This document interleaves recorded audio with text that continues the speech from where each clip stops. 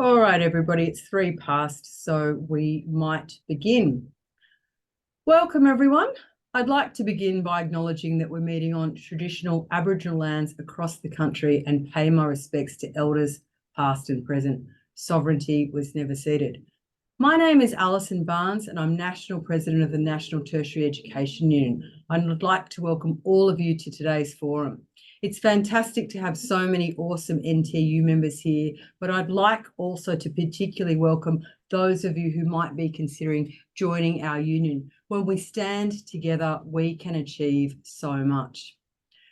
As you're all aware, our sector has faced significant challenges over the last decade, whether it be emboldened university management undermining job security, endemic wage theft, poor governance, or crippling workloads. Our previous petrol government, who held a petrol can to our sector by providing no support to our public universities during the pandemic.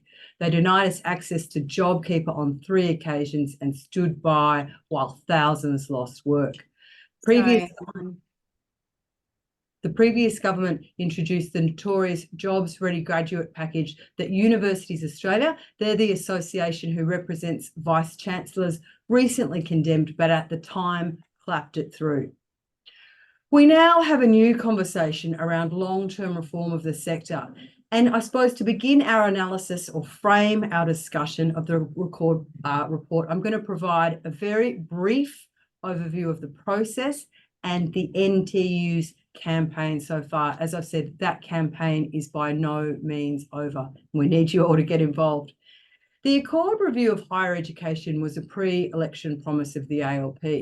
The review formally began in November 2022 and has been focused on long-term reform of the sector.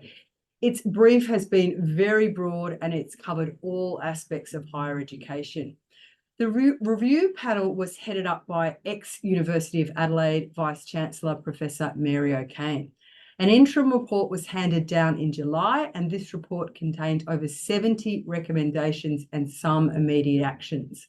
The final report was released on Sunday, and the final report is the focus of today's briefings. As I've said earlier, it has 47 recommendations, and we won't be able to cover them all in detail today. I'm going to turn very briefly to the NTEU campaign to date. Jason Clare became Education Minister in June 2022, and not long after that, we took a busload of casual, fixed-term and continuing staff to Canberra to tell their stories to Minister Clare and other politicians. Lobbying work, making your voices heard, has been a central feature of our Accord campaign. Over the course of the Accord, we produced 7 submissions.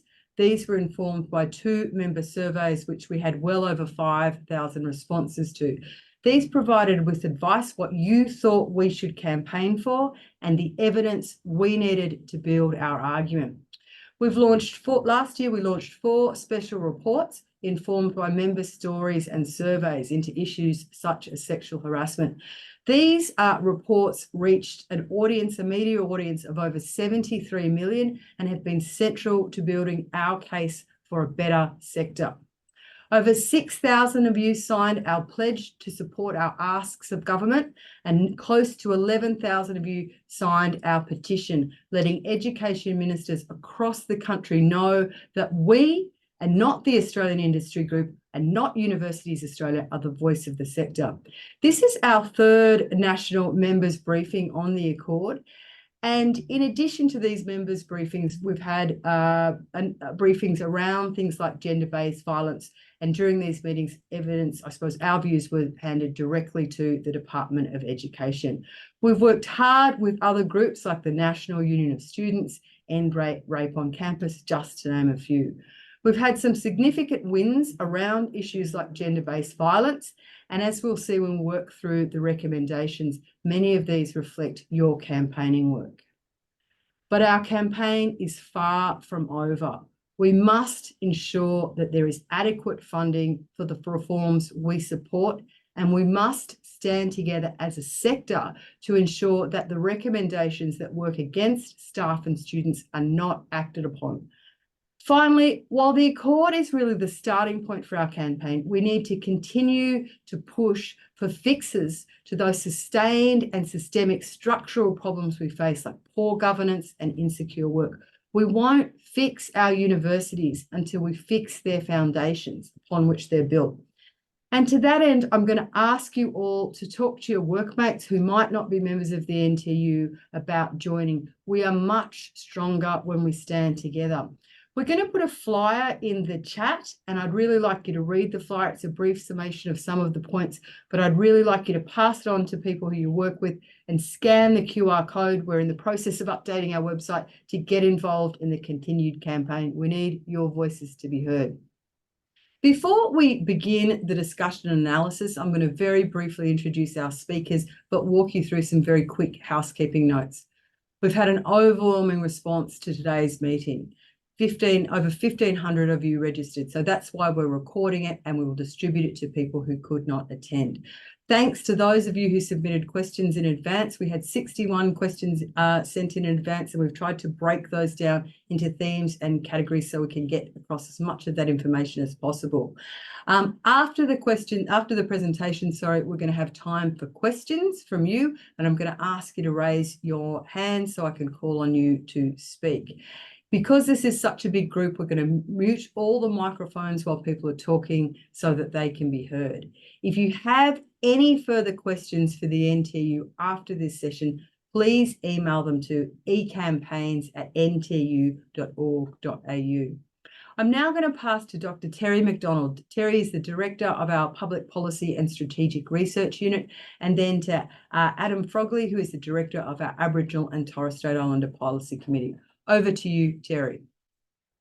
Good afternoon, everybody, and thank you for joining us today on this for this very important presentation on the Universities Accord, which was dropped on Sunday, which is a great time to release major policy announcements. So what I'm going to do is I'm going to share my screen because there are some things in here that do require us to put up in word form so everybody can read through it and just get their heads around these things.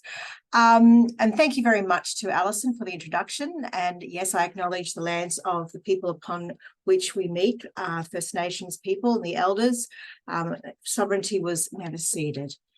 So just quickly going through today. Now, Alison has very kindly outlined what's preceded us to this point, and it is a very large and comprehensive review. The result is a publication which is larger than we saw with the Bradley Review. It's taken over 12 months of consultation, and it's also generated other forms of legislation, which has, and regulation, as the government has responded to things, as it's been going along with the interim report and other announcements. So what does it seek to achieve? Well, essentially, it's a whole of sector report that is, sets a vision for the course or the evolution of the tertiary education system so that it can grow and meet future needs, particularly in skills and in social needs as well. It's based on 5 principles for reform, which have a strong focus on equity, on sector expansion, skills development, and on meeting the needs of the future workforce in this country. It will require support across the political spectrum and is a very long-term strategy. We're talking a strategy that expands out to 2050 here. So what I'm going to do is I'm going to talk about workforce issues first, because that's why we're here. And then I'm going to discuss some of the broader reforms to the sector regulation, the funding, recommendations and structural changes, which will actually be quite important. So just to start off, now, importantly, it's in agreement with the union on many things. It has made a series of findings that are in lockstep with some of our long-running arguments on the problems that staff have faced in the sector. It found that funding uncertainties and volatility in the system has contributed to a lack of workforce planning, the proliferation of insecure forms of work, increased redundancies, and an over-reliance on international education income. VCs have failed to tackle and take into account the seriousness of gender-based violence, and that there are psychosocial risks for staff in the workplace as a result. In response, the federal and state governments have already agreed to an action plan on gender-based violence that will force vice-chancellors to finally protect staff and students. And there are improved industrial provisions around workplace rights, such as the right to disconnect. However, we need to make sure these are all implemented. Now, I'd also like to note here that the proposed governance reforms that were announced in the interim report have been ongoing, and that this will also turn at some point soon to the actual governance of our institutions, with fewer outside appointments to council and making universities exemplary employers. Those are the things that we're asking for. That does need state and territory support, though, so that's another of our campaigning at the moment. Okay, so potential, I just thought I'd put this up because this is a quote from the report itself. So one of the big things that we've been talking about for many years now is the level of insecure employment in the sector. And I'm not talking just about casual employment, but fixed term as well. And as well as the staff who may, be permanent, but be concerned about the security of their jobs. Now, the review specifically found that the high rates of casualisation in the system has been a problem. It has linked this to wage theft and sees it as a hindrance to the quality of education. Now, this isn't because casual staff aren't qualified or dedicated, but because there is no appropriate investment and support for these staff and other forms of insecure employment out there. So, in terms of what does the accord mean for staff, I'm going to run through some of the things first for each of our different staffing groups within the sector, more broadly speaking, and then I'll go a little bit further into the detail of the accord. So in terms of, professional staff, there is a push for professional development opportunities together with improved funding, which would support the target of having more students from equity backgrounds. Now, this would have a positive impact on workloads as well, because if you've got more staffing, you've got more resources, then you can actually handle the additional numbers. Funding from the Future Fund would also assist if it was applied to support for students from equity groups. So that's something that we would be advocating strongly around. In terms of research staff, there is a lot in the accord, which would be of interest. So of particular relevance is the establishment of a national research workforce development plan. Now, this has been something we have been pushing for quite a long time. And we would use this process to advocate for continuing jobs for all research staff within the sector, given that our research has shown that the majority of research staff have quite transferable skills. So, this idea that you're only employable for the term of a project doesn't actually, bear out in the long term. Related to this, though, is the funding for the full cost of research. Now, this would reduce staff reliance on universities' discretionary powers and, this reliance on international student fee income. And also importantly is increasing grant numbers and the duration of grants. And there's some other factors in there too, like increases to PhD stipends. So one of the issues, though, that we do need to keep an eye on will be the idea of a research quality framework. Now, this has been pushed to a further review, but we all saw what happened with the ERA.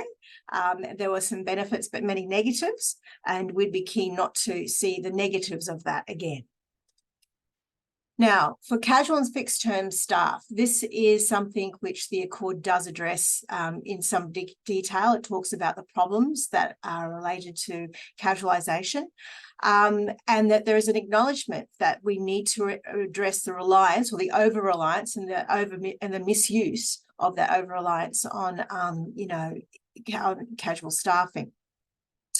Improved funding would give the institutions the resources to convert more casual positions to ongoing, but we'll be needing to be pushing for these conversions industrial as well. Just because the money is there doesn't necessarily mean that university management will suddenly go, oh, well, we've got this bucket of money, we can convert all these staff. We'll actually have to be engaged on that. We're also hopeful, though, that the role of the Australian Tertiary Education Commission, which I'll talk about a little bit, which will also be gathering and generating more data and research on the sector, will be able to expose the real problems around casual employment, and the planning that will be required as part of what the NTEU will be doing will also be a component in addressing insecure employment. And now finally, academic staff. There's a lot in there. So some major changes here include funding increases for teaching and recognition that teaching and scholarship are linked. So that's important because that was suffered by the Jobs Ready graduate changes. The ATEC will also look at the true costs of teaching, and the recognition of scholarship within that is important as well.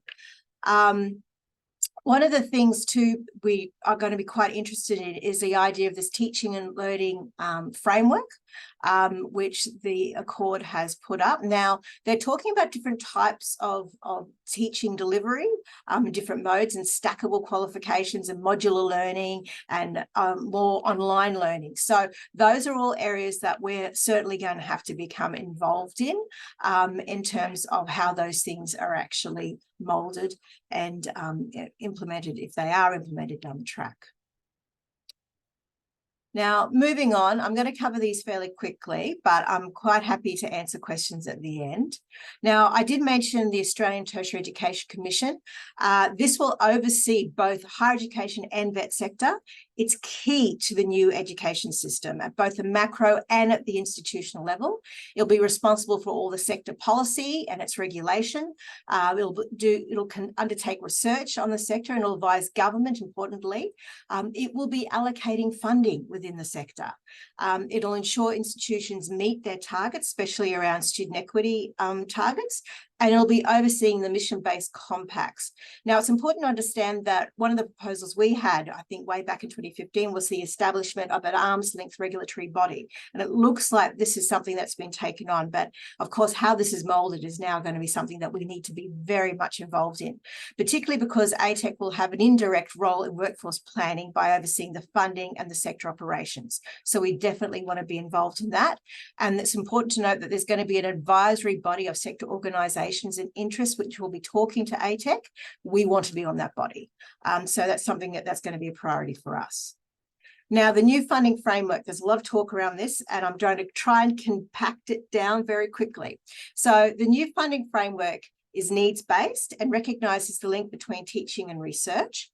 It increases funding for both teaching and research. The funding model will consist of both a government and a student contribution, as we have at the moment, but there'll be significant changes to both of those funding sources. Now, the public funding component is going to be made up of a base grant, which will be like a funding floor for institutions, so there will be a certain amount of money they get. And then there'll be per student funding, which will carry extra for equity students. And there'll be a regional rural bonus, or loading, I should say. And then on top of that, there's a completion bonus where an institution meets its targets for graduations. It will cease the practice of part funding for over-enrollment. So all your places will be funded, including ones that are for the macro credentials, which is another issue. It also will roll back the Jobs Ready graduate changes and make changes to HECS Help, which will simplify and make it fairer, including changes to the indexation model. It recommends the expansion of fee-free places in university preparatory courses. And importantly, it wants to expand Commonwealth supported places to TAFEs and to micro-credentials. And the TAFEs are interested too, because it also talks about TAFEs becoming self-accrediting for level qualifications at level 5 and above. So that's going to be an interesting one. But it wants to see more of this dual sector arrangement. The Higher Education Fund, Future Fund, is the only income generating proposal. Now, we did put forward a proposal that was very similar to this. We consulted members on that, and we put forward what we thought would be a fairly equitable plan. We need to make sure, though, that this proposal, if it is enacted, is fair, transparent, and funds are allocated to the issues that were identified by university staff, such as around insecure work and workload issues, and alleviation around that. But that's quite important. So very briefly, the other Accord ideas in a very small nutshell. Look, we're looking at a bigger higher education sector with different types and sizes of education providers. That's a long-term thing. They've set a target to have at least 80% of the working age population with at least one tertiary qualification by 2050, which is a significant expansion in skills and workforce development. This growth would come from student equity places with set participation targets, but so that by 2050 you get population parity. There'll be Commonwealth supported places for all students who meet entry standards in a form of demand-driven place arrangement, but it's not going to be open slather as it was before. Each institution will be negotiating it through their mission-based compacts with ATEC, increases in student numbers. So it's going to be managed. There's a big skills focus with a national skills passport, a jobs broker, which will be earn while you learn. And as I mentioned before, new modes of teaching and learning, such as stacking qualifications, modular learning, micro-credentials, we can go on. There's a number of issues in that we will still need to unpack. Interestingly, a portion of the Student Services Amenities Fund will go to student org, so there's a bit of recognition there.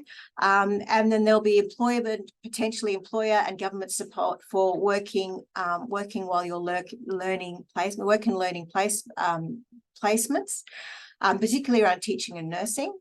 And as I mentioned, more integration between higher education and VEC. So it is a huge change.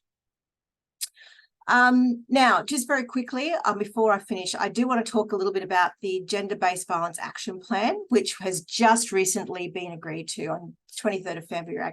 Actually, the Education Ministers agreed to that. Now, we have been one of several groups within the sector pushing hard on this issue, noting that our most recent survey last year on sexual harassment found that almost 1 in 3, which is 29% of the respondents, had reported a personal experience of sexual harassment, which was an increase of over 50% from our last survey, so in 2018. So it's a big change. The action plan recognises that the role that the higher education providers must play in driving broader social change needed to address gender-based violence, as well as the responsibilities they have in creating safe study, work and social living environments.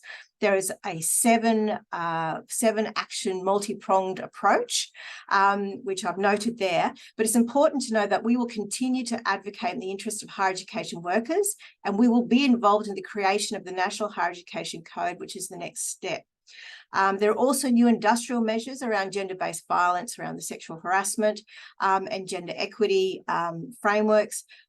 These are things that we have fought for over many years with the broader union movement, and we are now looking at ways that we can educate and use these measures in addressing psychosocial risks in the workplace. But it is important to understand that the gender-based violence plan does incorporate staff. We have made sure of that. So if university managements are skipping over that, you might want to have a read. Okay, so there's much to commend in the report, with many of our own recommendations finding support, but there are major recommendations that are going to require a lot more detail and other issues that have been pushed to further review, such as an idea for the metrics-based quality assessment framework. Now, the other thing is that the Accord's going to need to be adopted by governments, not just one government, but many at both state and federal level, and it's going to cost millions of dollars. Now, where this funding is going to come from is yet to be determined, and there are no public costings for the Accord. However, Mary O'Kane has stated that the funding reform could be done now, as enrolment demand is currently down, and this would lead to a soft ramp approach to implementing the Accord. Once numbers increase, post 2030, then funding would follow. It's worth noting that we have long called for 1% of GDP to be allocated to higher education, which of course would help this situation. So, and we're also thinking that there will be some measures in the May budget to kick off the recommendations. Now, what's clear, however, is that we are going to be engaged in this process, not just now, but for many, many years. That's just a quick overview. There are other things in there, and I'm going to hand over to my colleague Adam Frogley now, who's going to talk very quickly about the Indigenous and First Nations changes or proposals within the Accord, because that's significant as well. Thank you very much, and I'll hear questions from you later and chat to you later. I'll stop sharing my screen now. Thank you. Thank you very much, Terry, and thank you to everyone for joining today. And I just want to also recognise all the different lands and communities that we're meeting on today, and pay my respects to Elders past, present and emerging. My name's Adam Frogley and I'm the Director of the Aboriginal and Torres Strait Islander team. Just give you an overview of the outcomes for Aboriginal and Torres Strait Islander people as part of the Accord final report and recommendations. Just as an overview, we've had some significant wins arising from these recommendations in the final report. We saw some in the interim report, but the rollout of the final report and recommendations has really shown that the work, advocacy that's been put in over time by so many of our Aboriginal and Torres Strait Islander members throughout this process has really borne fruit. So we're now seeing some real move towards addressing some of the issues that still exist, and even since the Barent review, which was the previous Islander access and participation in the higher education sector in 2012. We've seen some movement, but of course during that period of time we've also had difficulties with funding and other arrangements through various governments. But nonetheless, and if I can just surmise, it's like comparing night and day, really, and particularly for Aboriginal and Torres Strait Islander peoples. And if I can speak, about the staff in the first instance, we've really detailed some very good wins in regards to what we can hope to get out of the Accord and the processes that will return to that. So for the Aboriginal and Torres Strait Islander workforce, there is obviously a strong focus on developing a pipeline of early career First Nations researchers and academics. And of course, this is a problem that's been existing since even before I joined the union in 2007 in this role. For many years and over many reports, Aboriginal and Torres Strait Islander employment, particularly academic employment, has been highlighted as one of the major issues. The Accord report has mentioned a lot of different broad brush statements in regards to establishing a strong First Nations workforce, for example, and will help to achieve the goal of weaving First Nations cultures and knowledges more strongly into the fabric of our tertiary education system, and also building a First Nations workforce to create a more culturally safe environment for First Nations peoples. Of course, this is the level of detail I probably would have preferred to see something along the lines of recommendations for employment targets, which of course is something that the union has advocated for a long time. Currently, at the moment, there's been reference to parity, which sits around about 3.2% at the moment nationally. So we're looking to see at least parity achieved. And we're hoping that into the future, as we move on to another recommendation, which is a First Nations review of higher education, that we can have workforce issues dealt with in a more detailed way, particularly setting up targets and looking to how it is that we can roll those out. And as I said, there's going to be a First Nations review. So this is effectively going to be like, as I understand, a move back to, as I referred to before, the Barent review, which was conducted in around 2011-12. We will, although as my understanding is, it's not going to be looking at simply just access and participation for Aboriginal and Torres Strait Islander people, but to strengthen First Nations knowledge and research, and to encompass a range of other matters that may not have been dealt with fully through the Barent review. So as part of that review, as I said, we expect to work with. I suppose my only comment about that would be is that we've just been through a very significant review with the Accord, and whilst the recommendations that have come from First Nations peoples is welcomed, extremely welcomed, and we are very thankful for the fact that we have a number of these initiatives that have been put on the table, as it's been something that we've been advocating for some time. But just going to another review, concerned about reference, concerned about time, etc., etc. But again, it has been a significant period of time since the last review, so I can see and understand some benefit in that. Also, recommendation 33 to the report suggests a racism survey. Now, of course, this is something that the NTEU has long been advocating for. And in fact, in 2010 to 2017, we have produced 2 reports on racism, discrimination and lateral violence in the higher education sectors in Australia. And in those reports, we have seen strongly, and these reports being focused on Aboriginal and Torres Strait Islander members, that levels of racism are reasonably high within the university sector, to the extent that we've had responses detailing anywhere up to 90% of reports of racism within the sector. And of course, this is a great concern. But racism isn't just solely impacting Aboriginal and Torres Strait Islander people. And I believe that this racism survey will not only have the focus on Aboriginal and Torres Strait Islander matters, but looking more broadly across a number of groups that are in.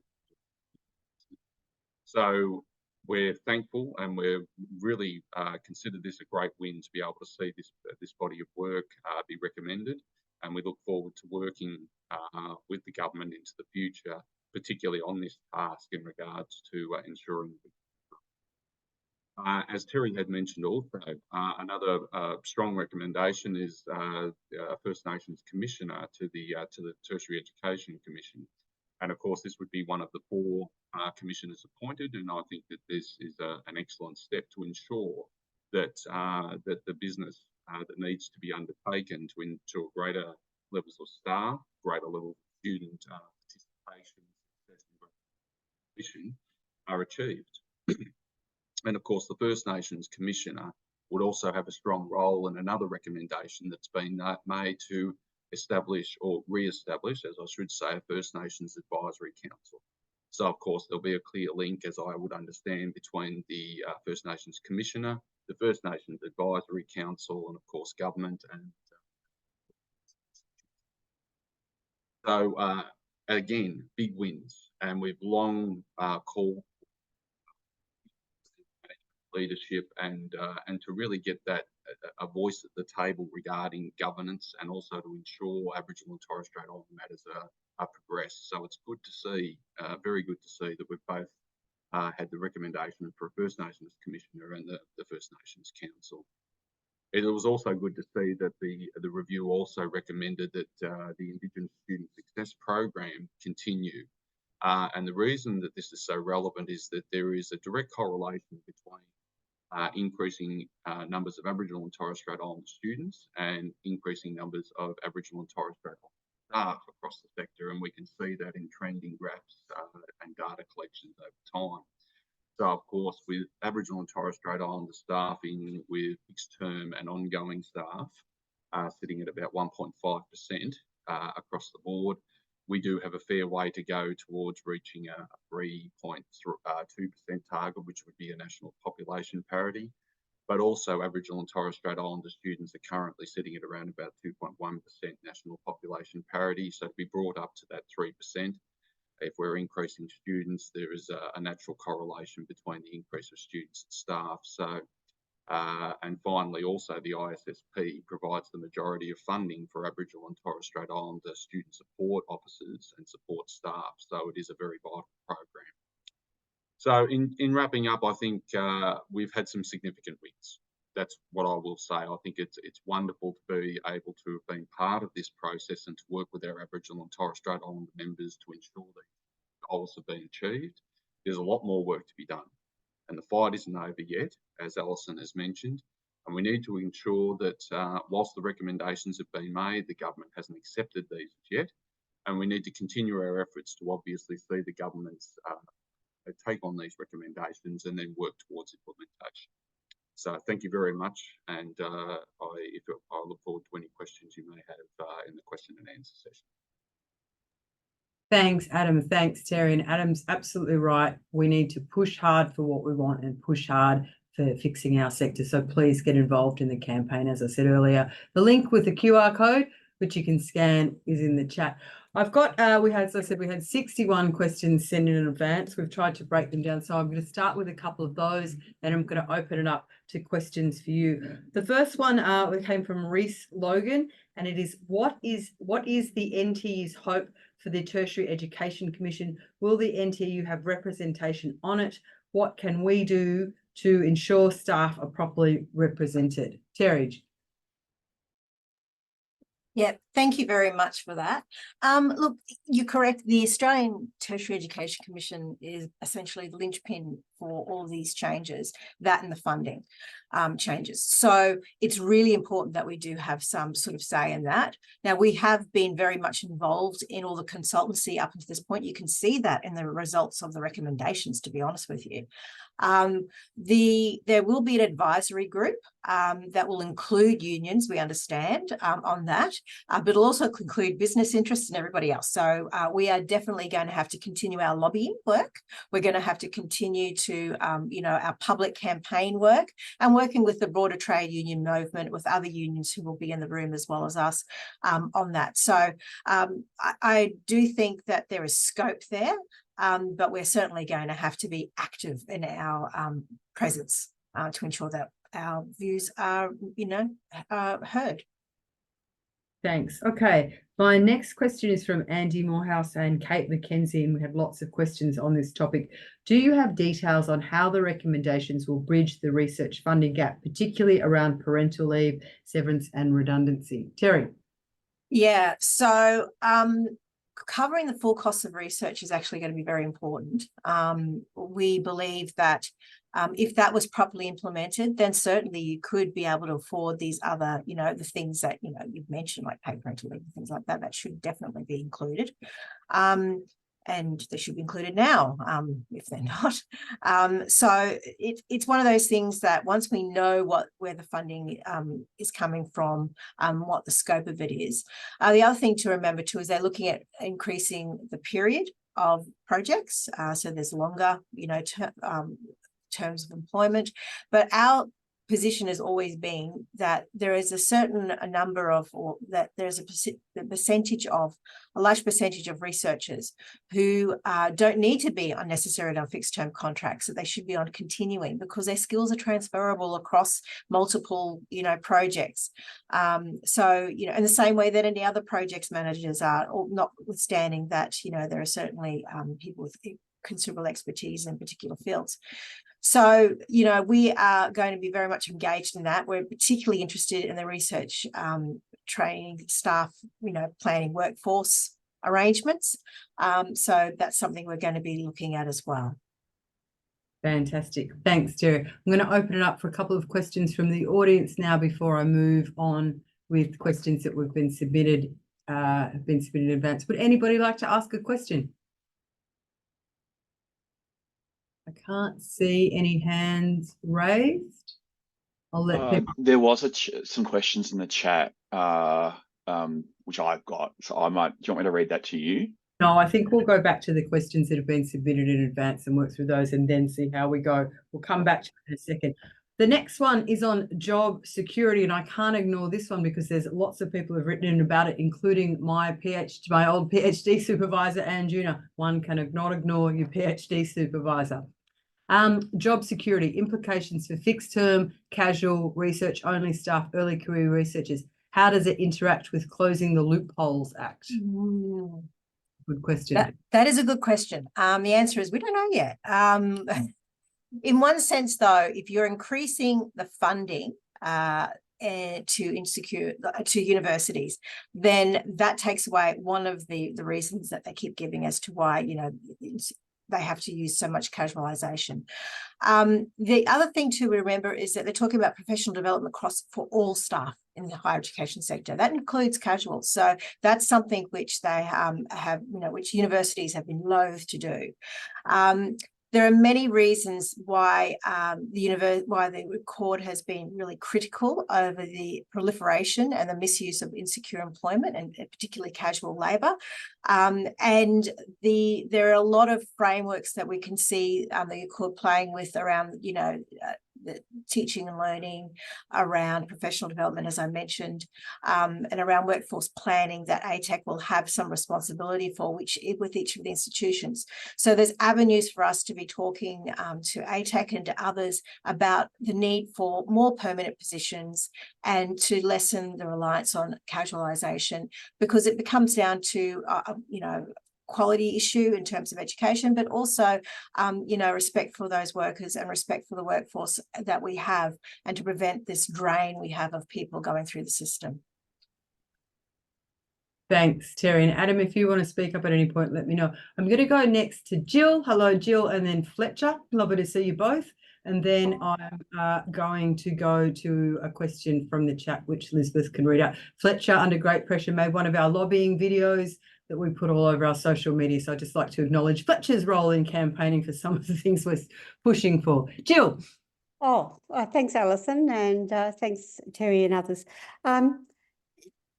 The admirable idea of increasing and widening participation, particularly from low SES, rural and regional and Indigenous students, is very dependent on the fact that we've got higher completion rates in schooling, and we know that they're actually reducing, and we know that we've got one of the most unequally badly funded schooling sector in the OECD countries at the moment. So to me, to what extent do you see what they're proposing here is contingent upon improving the funding and redressing the imbalances there? And to what extent are you working with the AEU? I can answer the first part of that, Alison, and then if you want to talk about the AEU, I'll let you do that. I talk to my colleagues at the AEU quite happily. But yeah, very quickly, look, it is dependent. It's dependent on funding, because, and there are, the Accord has recognised that with loadings for equity groups of students, within that funding measure. So they have recognised that. They want to give more money to regional and rural campuses, which tend to have a larger number of equity groups attending as well. So there is that recognition. But yes, you're correct. And Jason Clare, of course, his big baby is school education. So that is something we are aware that he is looking at, that they're working closely with the schools on. It'll be interesting. He's looking at a whole of education, change. And I have to say, you can't sell him short on the ambition that this minister has to make, real change to his portfolio to education. Whether or not we get there, that's going to be a different issue. But in terms of the Accord and what it's recommending, it will certainly need to have schools reforms. Alison. Just unmuting myself. Yeah, when I was talking about, Jill, the groups that we worked with earlier in US, National Uni Students, NRAP on campus, obviously the AEU is one of those key kind of groups. We share very similar views, obviously, about the importance of funding public education. So we were also, if I get into the details of the Accord, we were part of the Minister's Reference Group, which was dominated, I have to say, by the voices of business and employers. And one of our key allies on that was the AEU. So we worked very, very closely, and we will continue, because I think one thing we can say for sure is from cradle to graduation, funding for public education matters. So we will always work with the AEU to achieve our mutual aims. Fletcher. Thanks, comrade. If it's all right, two questions. One around, as far as I can see, there's no additional recommendations around governance at the university level, so university councils, since the interim report, that seems to have been dropped entirely from the final report. And what's the union reflecting on that? And also just a question, is the loading to support higher needs students, is this in addition to or a replacement for HEP funding, or is this something else entirely?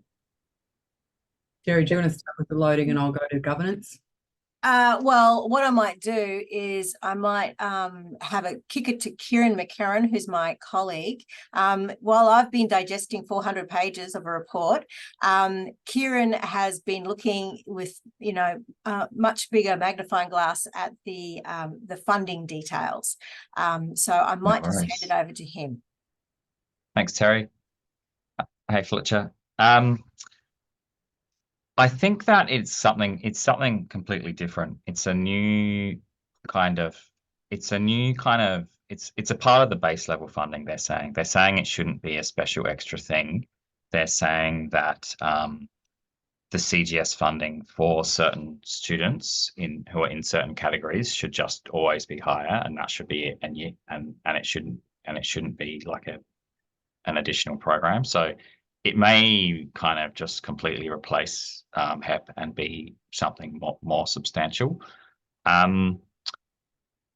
Yeah, just briefly on the funding model, the changes that they're proposing would be quite beneficial because it removes this big problem at the moment with the maximum basic grant amount being prescribed in a dollar figure.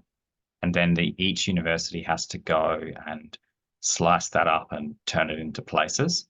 So it adds heaps of complexity because the cost and the price of each place is constantly changing, but the cap isn't. So there's actually an automatic cutting of places in the current funding model, which is just really silly. It's really complicated.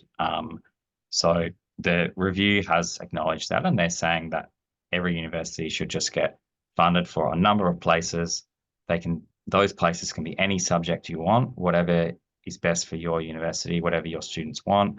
If the students have one of these 6 things, then you get an extra 20%, and that's kind of it. So it's more demand on the government because the government would have to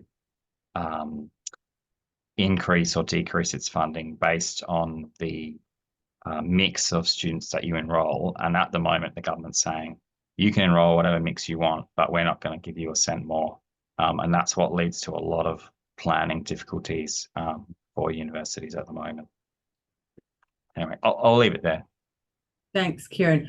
I'm going to Fletcher's governance question. Then I'm going to Elizabeth, who can read out a question from the chat, and then to Graham, who I see has his hand up. So Fletcher, I think, whilst we've got a campaign to get the recommendations we support in place, it needs to be a much, much longer campaign. We really need to fix the foundations of our universities because they are broken and crumbling. And central to that campaign is governance, because the minister reconceptualised governance more broadly to look to, I suppose, suggest that university employers should become exemplary employers. So we really need to use that governance framework to ensure, more voices on the students and senate, the governance in the way we've traditionally talked about it, but also good governance so that you don't employ 2/3 of the sector insecurely. Good governance so that we don't have workloads that come at the expense of people's well-being. So governance is central, and governance is one of those kind of key areas where we need to push and keep fighting. And that's why I'm encouraging all of you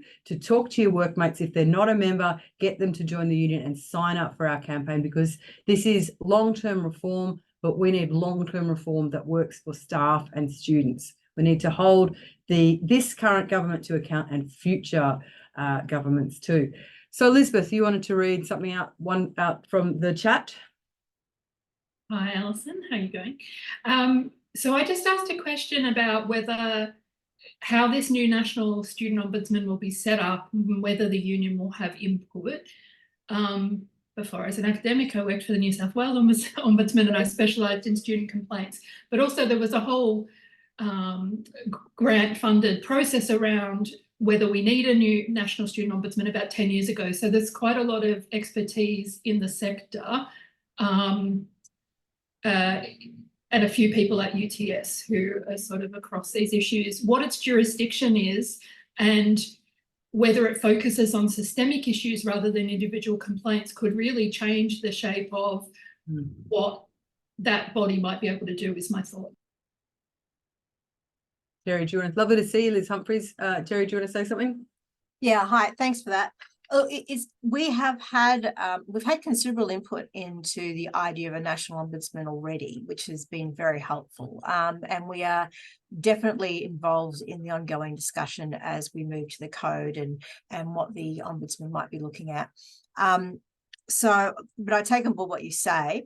A focus of the ombudsman will be to look at university processes. Now, it's important to understand that this will also fit within, will fit within the Australian Tertiary Education Commission. So there'll be those sort of links as to what's going on. How the nitty-gritty of how that's all going to pan out, we're yet to see. So we're in the sort of like the broad sort of like proposal areas at the moment. And as I said before, the devil is in the detail in these things. So we need to be continue to be engaged to make sure that, you know, there are positive outcomes and no unintended consequences. Thanks, Terry. Graham. Thanks so much. Just a footnote on Elizabeth's point. It'd be nice to see academic freedom so students could approach the umpire for issues of academic freedom if they're experiencing challenges. But my point was the prediction is that 80% of 25 to 34-year-olds will be tertiary educated by 2050, I think. And the Accords made an interesting call about the division between university and TAFE or VET. I'm not sure if that's right, given that we don't really know what the future of workplaces will be. AI might impact universities more than the VET sector. So I wonder how the NTEU is approaching conversations with the VET sector in the context of keeping open the possibility that the percentage distinction changes. Maybe more people end up in VET. Jerry, do you want to start or do you want me to start? No, I can have a go at that one. So thanks, Graham. Look, it's really interesting what the Accord is proposing around VET and higher education. It wants closer integration. It wants dual sector to be seen as more common. Having TAFEs being self-accrediting for level 5 qualifications and above is a big thing.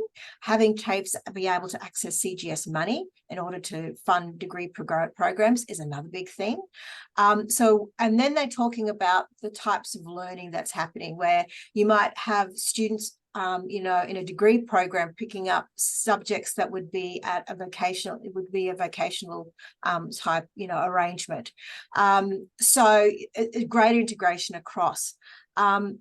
There's also mention, for example, of these bachelor level apprenticeships and things like that. So there's a whole range of ideas in there. Look, the reality is it's going to take a while to nut these things out if it's going to be possible at all. And the Australian Qualifications Framework is going to be one of the first cabs off the rank.